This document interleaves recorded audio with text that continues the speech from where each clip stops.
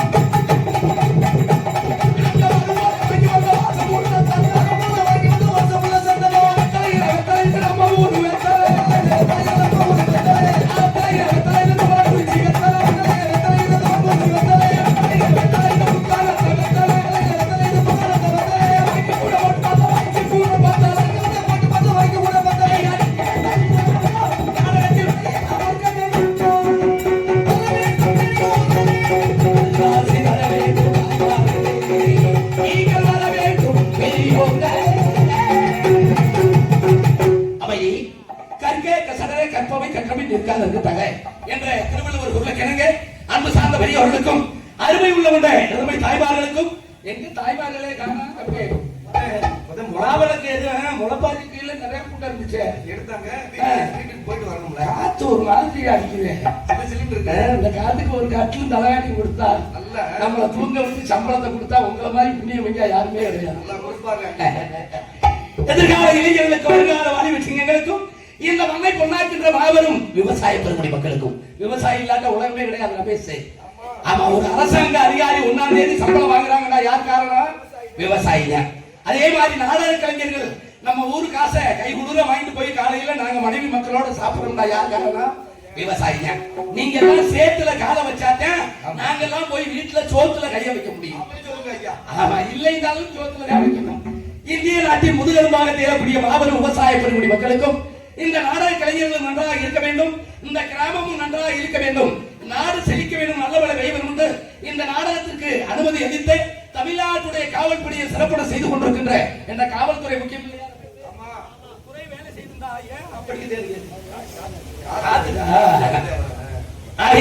மாத்தி மாத்தி போய்கிட்டே இருப்பேன் சர்வதேச மாதிரி. அதனால ஒரு துறை 24 மணி நேரமும் வேலை செய்யற துறை எந்த துறை தெரியுமா? ரெவன்யூ டிபார்ட்மெண்ட் 8 மணிக்கு தான், யூனியன் ஆபீஸ்ல வேலை செய்யறவங்க 8 மணிக்கு தான், அதே மாதிரி 100 நாள் வேலைக்கு 1 மணி தான். காலையில போயிட்டா உச்சில வெயில் அடிச்சா வீட்டுக்கு வந்துருவாங்க. ஆமா வந்துருவாங்க, அது 300 ரூபாய் செத்து போச்சு. அதே மாதிரி நாங்க 10:30க்கு ஆரம்பிச்சு காலையில 6 மணிக்கு முடிக்கிறோம்னா அது ஒரு 8 மணி நேரம் டியூட்டி தான். ஆனா 24 மணி நேரம் ஒரு துறை தமிழ்நாட்டுல வேலை செய்தென்றால் அது காவல்துறை ஒன்றுதான். புதுசா கல்யாணம் முடிச்சு 3 நாளுக்கு ஆயிருக்கு ரமேஷ். மனைவி மக்கள் மனைவியோட புது மனைவி புது பொண்டாட்டி இன்னைக்கு தாண்டா நம்மளுக்கு லீவு கிடைச்சிருக்கு. சோபா கட்டில உட்கார்ந்து 2 பேரும் உங்களை மாதிரி வெத்தலையை மடிச்சு அது ரோசாப்பா 2 பேரும் கொஞ்சம் குழாவிட்டு இருப்பாங்க. அப்பதான் எஸ்பி போன் பண்ணுவாரு, தம்பி இந்த இடத்துல உங்களுக்கு டியூட்டி போட்டுருக்கு, உடனே புறப்பட்டு வாங்க.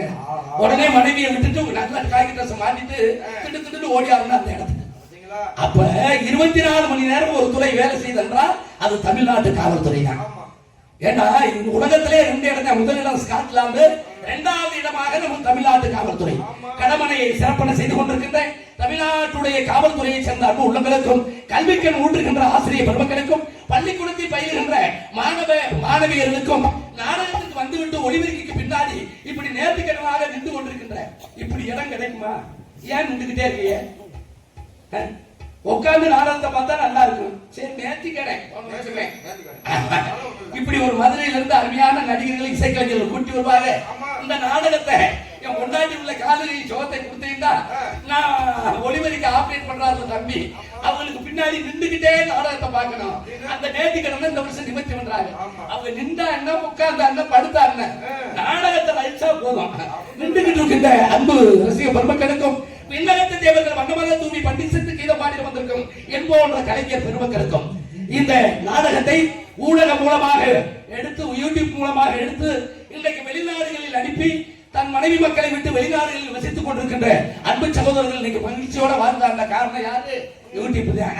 எனது அன்பு தம்பி கருமலையை சேர்ந்த சாரப்பாம்பு, அதே மாதிரி தான் இருப்பேன். பழைய செய்து வீடியோ ஸ்டீம் வீடியோ அது மாதிரியே இருக்கான். மணி கருமலையை சேர்ந்த மணி யூடியூப் இன்னொரு தம்பி எடுக்கிறாரு, அவர் பேர் தெரியல. MSK YouTube. ஆமா, 2 ஊடகத்தை சேர்ந்த அன்பு உள்ளங்களுக்கும் இந்த நாடகத்துக்கு ஒளிபெருக்கி இப்படித்தான் அமைக்கணும்னு சொல்லி அருமையான முறையில் ஒளிபெருக்கி அமைத்துக் கொண்டிருக்கின்ற.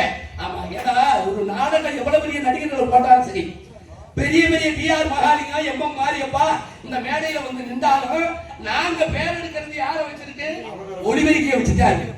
அவரு சுருங்கிட்டாலும் வைங்க, தம்பி எங்களோட தான் சாப்பிட்டாரு. சாப்பிடும் போது சிரிச்சுக்கிட்டே என்னைய கேட்கல, நீங்க யாரு என்ன ராதா செல்வியக்கா சாப்பிட வரலையா, என்னையா அந்த பிள்ளை மேல உனக்கு அக்கறை இல்ல கேட்கிறேன்.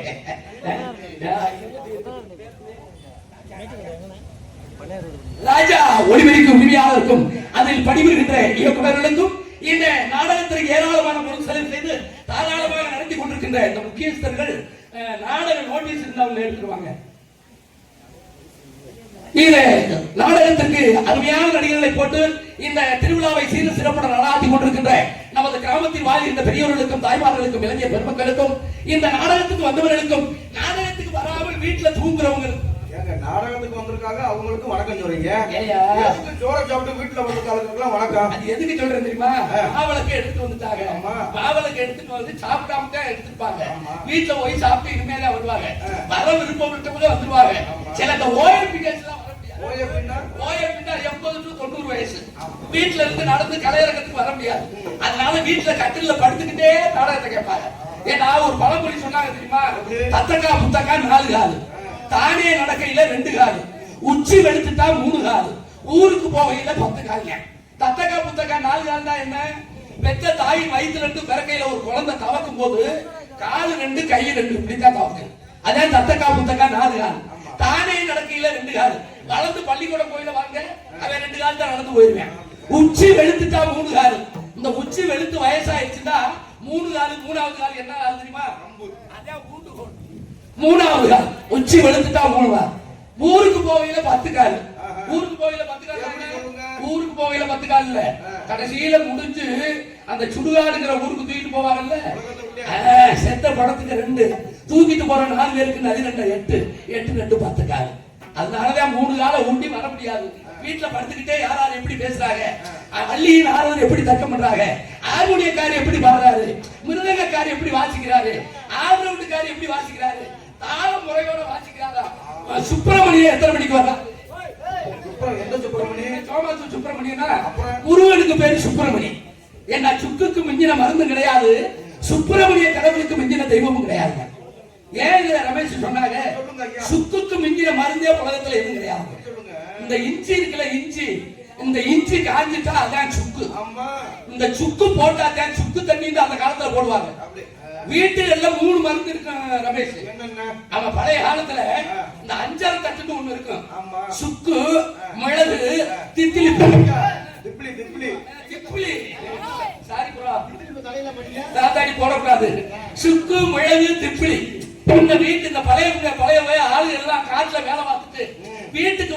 இருக்குல்ல அப்ப உடம்பு சலசலன்னு வேர்த்தணும், காலு கை வலிக்கும், ஜலதோஷம் காய்ச்சல் வந்துடும். வந்த உடனே மருத்துவமனைக்கு போக மாட்டாங்க. என்ன பத்தி ஆத்தா மாதிரி என்ன செய்வாங்க தெரியுமா? இந்த 3 வந்து சுக்கு மிளகு திப்பிலி எடுத்து வீட்டுக்கு முன்னாடி இந்த அம்மி கிடக்குல, அந்த அம்மியில இந்த 3 மருந்து அரைச்சு அடுப்புல சுடு தண்ணியை வச்சு இந்த 3 மருந்தை போட்டு ஒரு ஆத்தா ஆக்கி கொடுத்து அந்த பெரியவங்களுக்கு கொடுத்தா அந்த உடம்பு வலி அப்பவே விட்டு போயிருமா. அதத்தான் பெட்டி கடையில அன்னைக்கு வித்தாங்க. என்ன மருந்து? அஞ்சால் அறுப்பு மருந்து.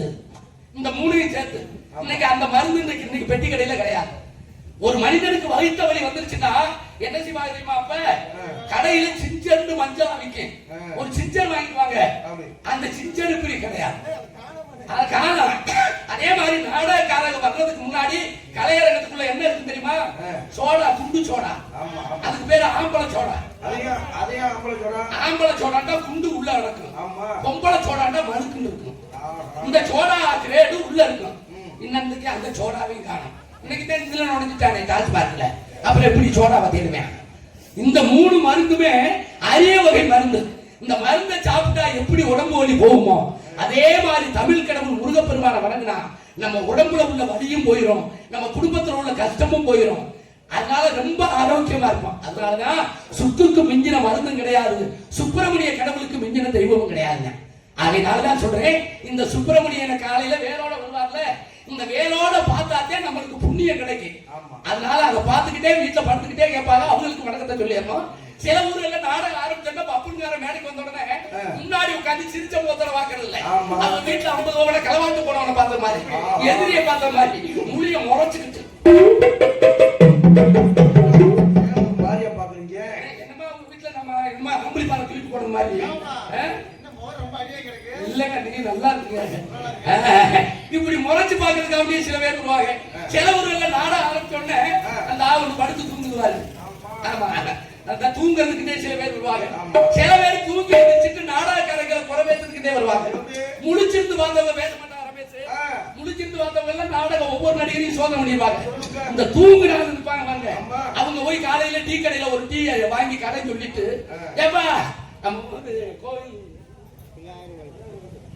பிள்ளையார் கோயில்பட்டி, இந்த பிள்ளையார் கோயில்பட்டி நாடகத்துக்கு போனே நாடகம் எப்படி அப்பா தூங்குறான்னு சொல்லுவாரு.